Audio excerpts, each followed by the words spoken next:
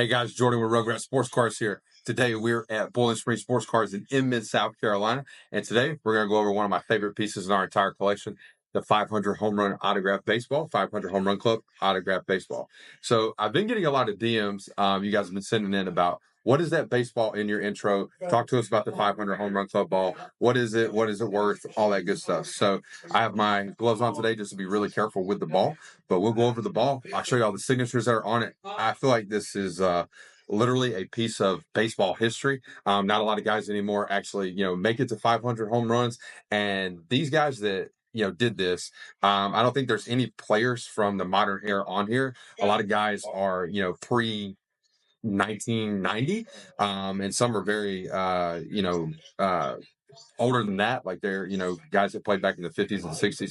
So I'm going to be really careful and take the ball out of the case next on. We'll just go over signatures and everything. And again, these are my wife's exam gloves that she uses for work, so I just don't want my fingers on the baseball. All right, so if we come up, our first signature here is going to be Ted Williams across the sweet spot. Now, Ted Williams is very famous for a couple things. One, he is in the 500 home run club, but he's also the last player to hit over 400 in a season. Okay.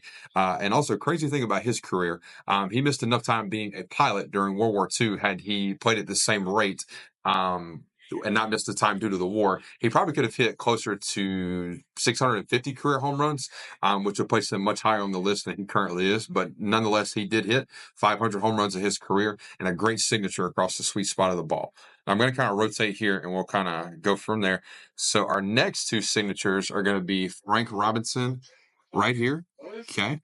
Very underrated player, in my opinion. And Mike Schmidt, very famous player with the Phillies who hit over 500 career home runs. Two great signatures right there. And next we'll go to this part of the ball, two of my very favorite players historically.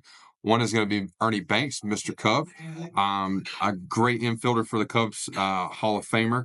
And then we got Hank Aaron, who's also one of my favorite players due to the fact that, I'm a Braves fan. But you can't say enough about Hammer and Hank. He held the home run record for a really long time before Barry Bonds broke it. Played baseball for a very long time. Just a great, probably one of the greatest five hitters in the history of baseball, in my opinion. I know a lot of people will probably debate that. My grandfather was a big fan of Hank Aaron, so this one's really special to me as well. Next, we'll go to, we have Eddie Matthews, also played for the Braves. And we have Mr. October, Reggie Jackson. I know a lot of people that are Yankees fans are really big fans of Reggie Jackson. But this is, again, two really cool signatures right here on this part of the ball. Now, this last part right here, and there's 11 total signatures on the ball, but this part right here, I think, is the coolest part of the entire ball. There's a lot of awesome signatures on here, but these four right here in just a row like that is really cool. So you've got Willie McCovey, who played for the Giants. Again, 500 career home runs. Again, very, very good player. Then you got Willie Mays, who I also think is very underrated historically. 660 career home runs, was a great center fielder, 24-time All-Star.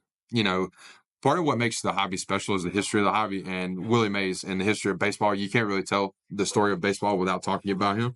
And then underneath that, we've got Harmon Killebrew, which is, again, over 500 career home runs, played for the Twins. And then last, we'll go over a very famous signature. A lot of people, just an icon in the hobby, Mickey Mantle. Mickey Mantle at the beginning of his career was actually booed by Yankees fans because he was trying to replace Joe DiMaggio out in the outfield, but probably the greatest switch hitter in the history of baseball. An iconic Yankee, just an iconic figure in the hobby, period. But Mickey Mantle is down there at the bottom right here. So the ball does have a JSA cert. It took us about 4 months to acquire that. When I purchased this ball, I traded the card for it, and I traded the very valuable card for it, and I got the baseball and some cash. So a lot of people will ask about value. I've seen the baseball, a 500 home run club ball with 11 signatures go anywhere from $1,300 all the way up to $5,000. Like I said, obviously the JSA cert makes it, a lot stronger there. But anyway, hope that answers your guys' questions about the ball. Thanks for watching, but we'll talk soon.